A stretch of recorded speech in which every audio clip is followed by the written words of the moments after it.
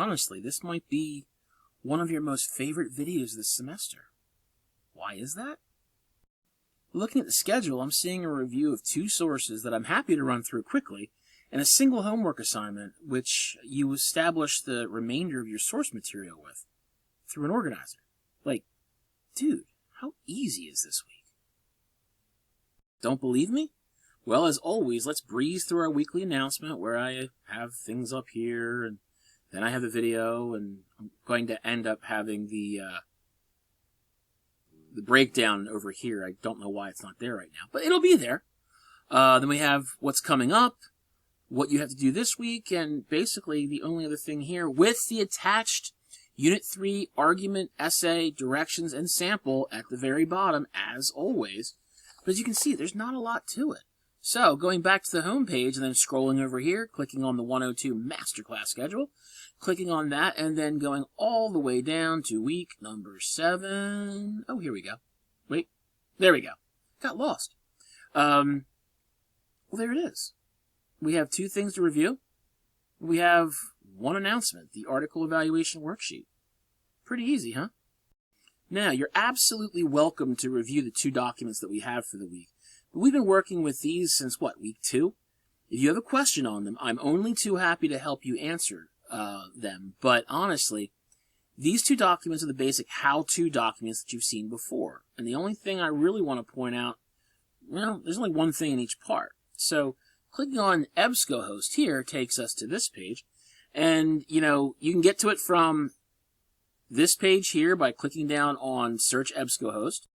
Or you can go to the Delaware Tech portal page, find Student Success Toolbox over here on the right, click on Library, and then right down here under Databases, well, here's EBSCO, here's Credo, here's New York Times, here's SIRS. They're all there for you, okay?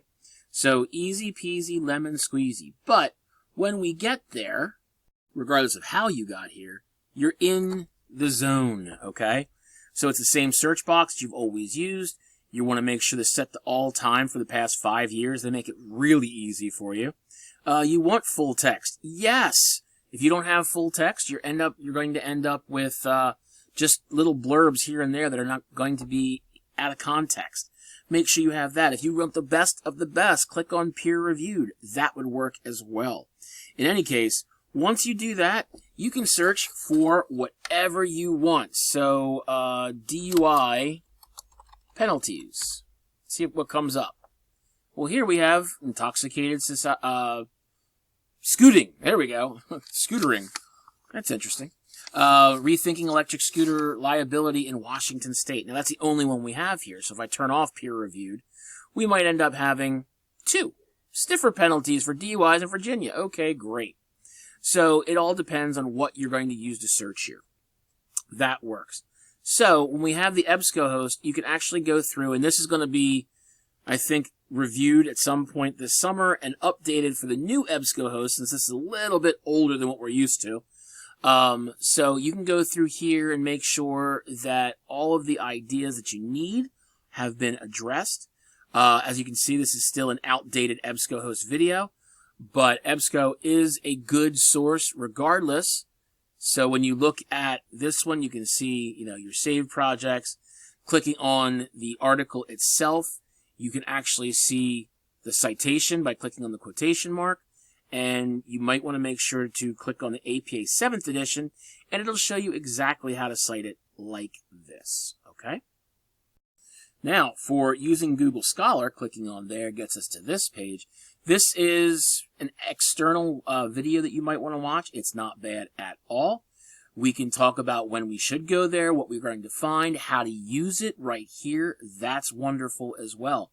So if you go to Google Scholar, which is nothing but scholar, scholar.google.com, we can get to this, and you can see here, okay, let's do cybersecurity United States. Fantastic.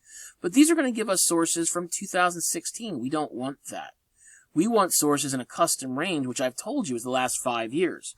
For this one, it's 2019 and beyond. So clicking on this, we go from 784,000 sources down to 33,500. This first one is a book. Look, I like you all, but I guarantee you're not going to read a book for this paper. So, stick with what you can, okay? Down here, we have a literature review of financial law statistics for cybersecurity and future trends.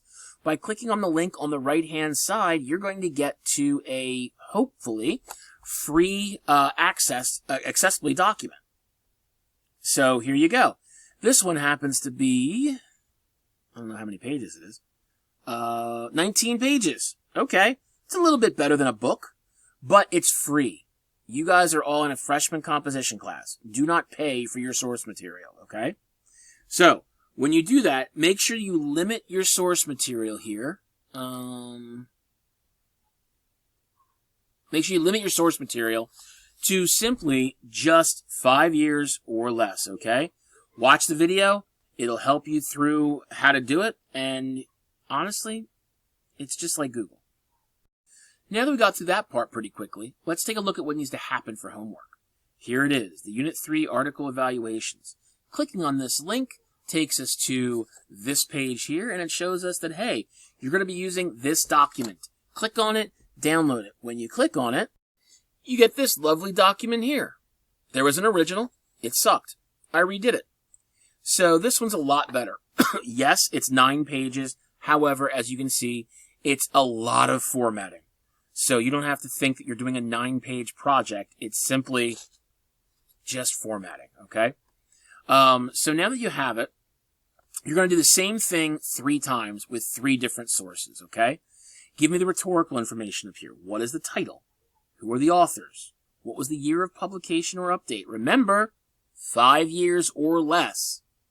What was the database name you found it in, or the URL if you found it on Google Scholar, okay? Give me a list of all the keywords, synonyms, or subject headings that you use while searching for this. Don't just say abortion. Don't just say capital punishment. Find other things out there. You know, abortion laws in Europe, abortion laws in Africa. You know, what's the word I'm looking for? Religious adherence to abortion laws. Anything that's going to help you find source material, put in here, okay? I have 8 boxes. You can increase them if you need to.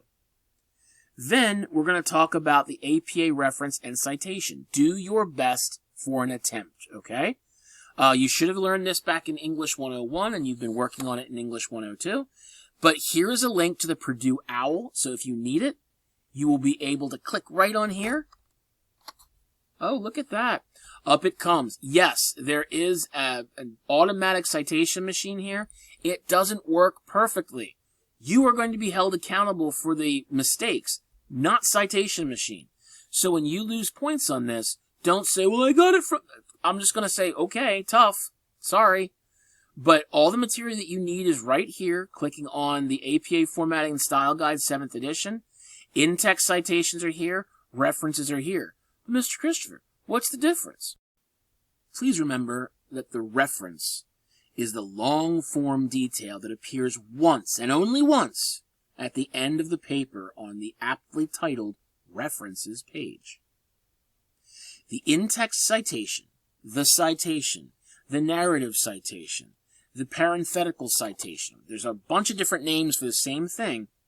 This is the short form detail that appears as many times in the paper as you use that source. That citation should directly link up to that single reference at the end. Short citation, long reference. One reference, possibly multiple citations. Make sense?